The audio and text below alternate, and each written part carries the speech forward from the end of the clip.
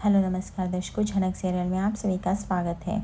आज के एपिसोड में हम देख रहे होते हैं जहाँ पे पुतुल दी जो होती है वह ऋषि को तंग करती है कि ऋषि इतना भी ज़्यादा प्यार सही नहीं है, कभी कभी ऐसे प्यार को नज़र लग जाती है और ऐसे प्यार का जो स्वाहा होता है वो मुझसे पूछ लो। तभी यहाँ पे उसकी माँ बोलती है, पुतुल जो कुछ भी बोलती हो सोच समझ के बोलो, तुम्हारे साथ जो है ज़रूरी नहीं सबके साथ हो। पुतुल बोलती है, माँ आपको क्या लग रहा है मैं क्या बोलूँ। तभी यहाँ पे जेठू बोलते, बस करो पुतुल, शुभ दिन पे ये सब फालतू बातें क्यों करती रहती हो। पुतुल बोलती है कि बस करिए बाबा, आपको क्या लगता है क्या मैं ऋषि की खुशी से खुश नहीं हूँ इसलिए मैं जल रही हूँ। ये सब आपकी गलत फहमी है।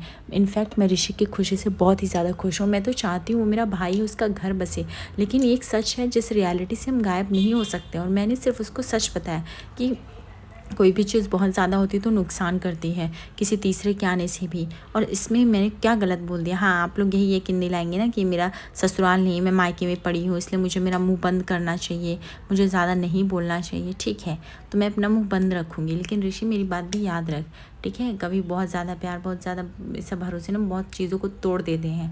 उसके बाद पुतुल ये कह के चली जाती। तभी यहाँ पे ऋषि बोलता है, जेठू कमौन अभी ये सब मत करिए, ठीक है। अच्छे मौके पे मैं सिर्फ ये कह रहा हूँ कि मेरा जाना बहुत ही ज़्यादा ज़रूरी, तो प्लीज़ क्या मैं जा सकता हूँ। तभी यहाँ पे उसकी छोटी चाची बोलती, लेकिन तुम अदिति से मिलने क्यों जा रहे हो, क्या उसके घर वालों ने परमिशन दिया भी है या नहीं। तभी यहाँ पे ऋषि बोलता है, वो सब मैनेज कर लेगी, पर मेरा जाना बहुत ज़्यादा ज़रूरी है, इसलिए मैं जाऊँगा वहाँ पे। तभी उसके छोटे काका कहते हैं, अच्छा मैं समझ गया, वो लगता है एंगेजमेंट की रिंग तुझे पहनाने जानी है प्रपोज़ करने के लिए, है ना। हमने ऐसा कुछ फंक्शन नहीं रखा, इसलिए वो तू चाहता है कि तो ही जाके उधर पहना दे। लेकिन हमें भी बता, हम भी चले फ़ोटो वोटो क्लिक कराएं, ज़रा हम भी उस पिक्चर्स में शामिल हो तो कितना अच्छा लगेगा। हाँ, हमारी पूरी फैमिली कंप्लीट हो जाएगी। तभी सब लोग बोलते हैं, हाँ हाँ भाई क्यों नहीं, हम लोग भी चले। ऋषि बोलता है, कमॉन कमॉन गाइज, मुझे नहीं पता कि आप लोग को मजाक सूझ रहा है या बहुत ही सीरियस टॉपिक है, मुझे उससे बहुत बड़ी बात करनी, बहुत अर्जेंट हमारे बीच में, इसलिए मैं जा रहा हूँ। या मैं कोई एंगेजमेंट, कोई खुशी ये सब करने नहीं जा रहा हूँ। आप लोग प्लीज़ इन बातों को मत बढ़ाएं। जेठू प्लीज़, क्या मैं जा सकता हूँ, प्लीज़ मुझे जाने दीजिए। तभी यहाँ पे उसकी माँ बोलती, अच्छा ठीक है ऋषि, जा पर अपना ख्याल रखना और हाँ प्लीज़ टाइम से आ जाना।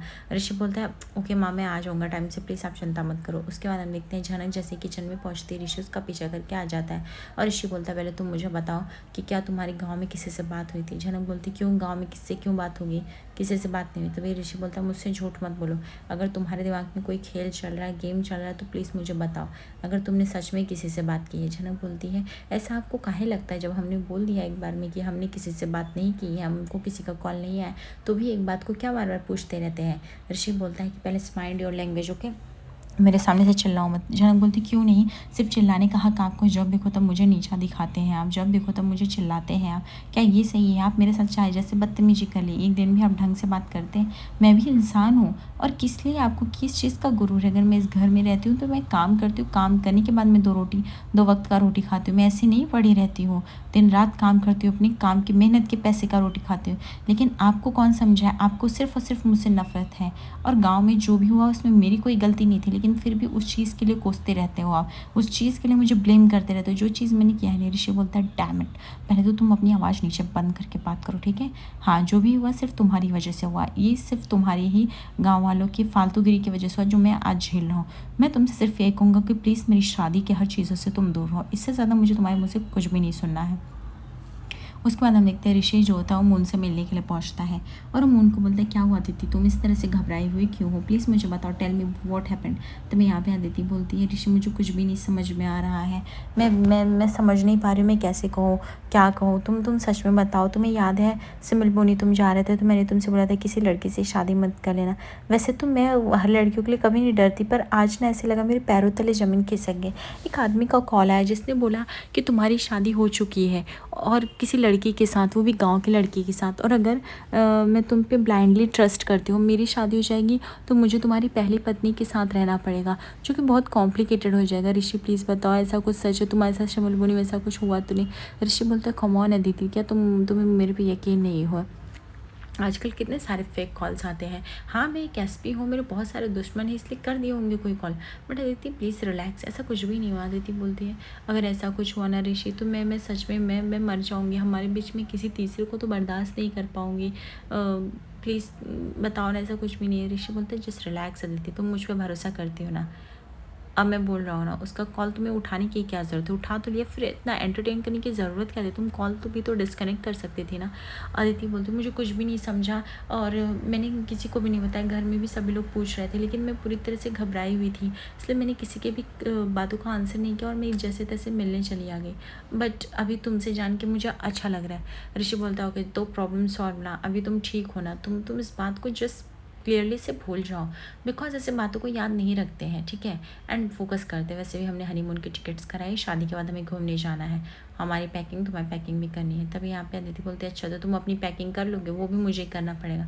ऋषि बोलता ओके ठीक है, ये हुई ना मेरी अदिति वाली बात, मेरी अदिति जो खुश और फनी रहती है, मुझे वो चाहिए, ये वाली नहीं चाहिए। सो प्लीज़ इतना ज़्यादा टेंशन मत लिया करो। सिर्फ शादी के बीच में से बहुत सारे से फालतू कॉल्स, फालतू लोग बोलेंगे, तो इसका मतलब तुम हर बात पे से घबरा जाओगे तो कैसे चलेगा दीदी। I think you have to trust me ना, तुम्हें मुझ पर भरोसा तो रखना पड़ेगा ना, ऐसे कैसे चलेगा। उसके बाद वो वेटर आता है पूछने के लिए कि कुछ ऑर्डर करने के लिए। तभी यहाँ पे ऋषि बोलता है अदिति तुम्हें कुछ चाहिए तो तुम बताओ, if you want to something. तभी अदिति बोलते बिल्कुल भी नहीं ऋषि, मुझे कुछ भी खाना पीना नहीं है, बस इसके वजह से दिल एकदम थमा सा जा रहा था, मेरी सांस अटक गई थी। बट यू नो व्हाट, अभी मिल के मुझे बहुत अच्छा लग रहा है, ऐसा लग रहा है मैं बहुत ही रिलैक्स फील कर रही हूँ और अभी मैं ये बात जाके मैं सबको अच्छे से बोल सकती हूँ। ऋषि बोलता है ओके ओके ठीक है, मैं तुम्हें घर ड्रॉप कर दूँ या तुम चले जाओगे। उसके बाद मून बोलती नहीं नहीं मैं चली जाऊँगी, इनफैक्ट घर पे भी सभी लोग एकदम घबराए हुए थे, बट मैं भी जाऊँगी ना तो अच्छा लगेगा, इनफैक्ट तुमसे मिल के ना मुझे बहुत अच्छा लग रहा है ऋषि, सच्ची में। उसके बाद ऋषि बोलता है अच्छा ठीक है, अभी तुम ज़्यादा सोचो मत मून, ठीक है, अपनी कॉफ़ी ख़त्म करो चलो। ऋषि को लगता है आखिर ये कौन है जो मून को डाइवर्ट कर रहा है, कहीं ये मेरा एजेंट तो नहीं है जो मुझे सूचना देता था।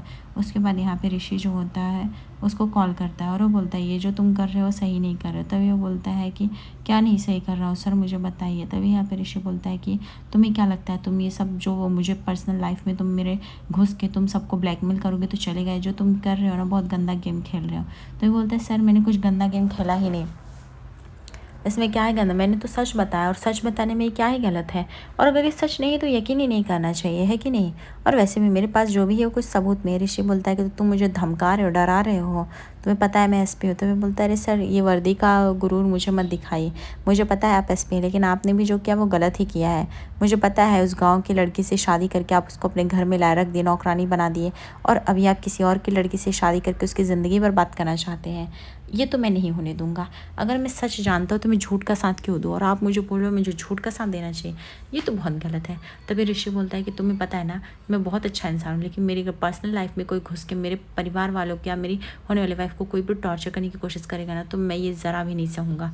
तभी यहाँ पे अर्जुन बोलता है कि अच्छा ठीक है सर, आपको गुस्सा तो बहुत आ रहा है लेकिन मैं ऐसा कुछ किया ही नहीं। तभी ऋषि बोलता है तुम मुझसे अभी मिलो, ठीक है, और वो भी मेरे ऑफिस में आओ, मुझे इससे ज़्यादा तुम्हारे मुझसे कुछ भी नहीं सुनना है।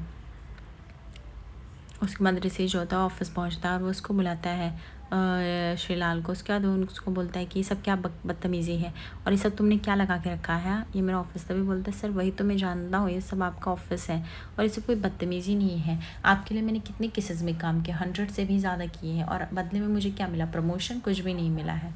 सो और आप चाहते हो कि मैं एक झूठ दबा के रखूँ, क्यों, जब मेरा काम आपको हमेशा से सच बताना है तो मैं आज भी नहीं रुकूंगा, आज भी मैं आपको सच ही बताऊंगा। और सच ये है कि जो आपने किया है गलत किया, और मेरे पास इसका प्रूफ भी है, ठीक है, और वो मैं प्रूफ भी दिखा सकता हूँ। तो मैं यहाँ पे ऋषि बोलता तुम मुझे धमकी दे रहे हो सर, वो बोलता बिल्कुल भी नहीं, मैं आपको वार्न कर रहा हूँ, मैं धमकी नहीं दे रहा हूँ कि आपने जो किया वो गलत किया है, और ये आपकी शादी है ना कल, तो ये मैं आज के आज भी सबको बता सकता हूँ। इसलिए प्लीज़ आपका जो इमेज है ना सो कॉल्ड, उसे ठीक से रखिए और मुझे धमकी देना बंद कीजिए, ठीक है, क्योंकि एक आपकी इज्जत तभी रहेगी ना जब ढंग से करोगे। और आप मुझे बोल रहे मुंह बंद करने के लिए, मतलब आप चाहते हो मैं झूठ बोलूँ, जो कि बहुत गलत है। और अगर तभी यहाँ पे ऋषि बोलता है तुम्हें लेकिन चाहिए क्या, तुम मेरे लाइफ में इतना क्यों घुस रहे हो, इंटरफेयर कर रहे हो। तो भी बोलता है मुझे 50 करोड़ रुपए चाहिए, ला के देंगे तो हो गया। ऋषि बोलता है तो तुमने कर लिया, तुम्हें हमेशा से लालच रहा है ना पैसों का, तो तुम मुझसे रिश्वत मांगने चाहते हो। तभी यहाँ पे बोलता है अगर कोई पुलिस ऑफिसर बोले छुपाने के लिए तब तो उसका कीमत भी वैसा ही होगा। ऋषि बोलता है शायद तुम्हें पता नहीं तुम किससे उलझ रहे हो। तभी यहाँ पे वो एजेंट बोला मुझे जानना भी नहीं मैं किससे उलझ रहा हूँ सर, सिर्फ इतना जान लीजिए कि या तो सच्चाई जो भी है कबूल कर लीजिए, ठीक है, क्योंकि मैं एक लड़की को ऐसे सफ़र होते तो नहीं देख सकता। अदरवाइज़ भुगतान कीजिए, क्योंकि मैं भी ना अपनी खटारी से ज़िंदगी से तंग आ चुका हूँ। मुझे भी प्रमोशन चाहिए, मुझे भी मेरी लाइफ में आगे कुछ बढ़ना है, करना है। तभी ऋषि बोलता है, अच्छा तो तुम अब ये चाहते हो कि मैं तुम्हें पैसे ला के दूँ, वो भी किस बेसिस के? क्योंकि तुम्हारे पास कोई सबूत है। जब तुम सबूत भेज दोगे तो मैं देख लूँगा तो बताऊँगा। तभी बोलता है, आपको क्या लगता है कि मैं ये सब झूठ बोलूँगा? बिल्कुल भी नहीं। अरे मुझे आपसे मिलने में शादी करके आओगे, किसी को कुछ पता नहीं चलेगा, लड़कियों को गाँव से लेके आओगे, घर में रखोगे, दूसरी लड़की से भी शादी कर लो, ये सब से आप तंग नहीं होते? तभी ऋषि बोलता है, तुम जो चालें चल रहे हो ना, मुझे सब कुछ पता चल गया है, ठीक है? So please mind your language, और ऐसा ना होना कि मैं तुम्हें तबाह कर दूँगा। तभी बोलता है, मुझे डर नहीं लगता, आप धमकी दो चाहे जो दो, और वैसे भी मेरा क्या ही काम, मैं ज़्यादा से ज़्यादा क्या कर लूँगा? जो कर सकता हूँ करूँगा सर। लेकिन आप अपनी उल्टी गिनना चालू कर दो। ऋषि को गुस्सा आने लगता है।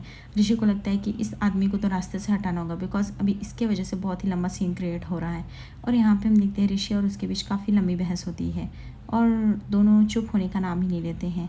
आज रात के एपिसोड में देखते हैं जहाँ पे हल्दी की रस्म में ऋषि जो होता है झनक को बुलाता है और उसको डांटता भी है कि तुम मेरे पीछे खड़े होकर बातें क्यों सुनती हो? क्या तुम्हें अभी भी इतना सेंस नहीं है कि तुम शांति से अपना काम करो? दूसरी तरफ देखते हैं कि यहाँ पे झनक की माँ और पराशर आ जाते हैं झनक को ढूंढने के लिए। आगे एपिसोड पे बने दर्शकों, लाइक और सब्सक्राइब करिए फॉर मोर अपडेट्स। धन्यवाद।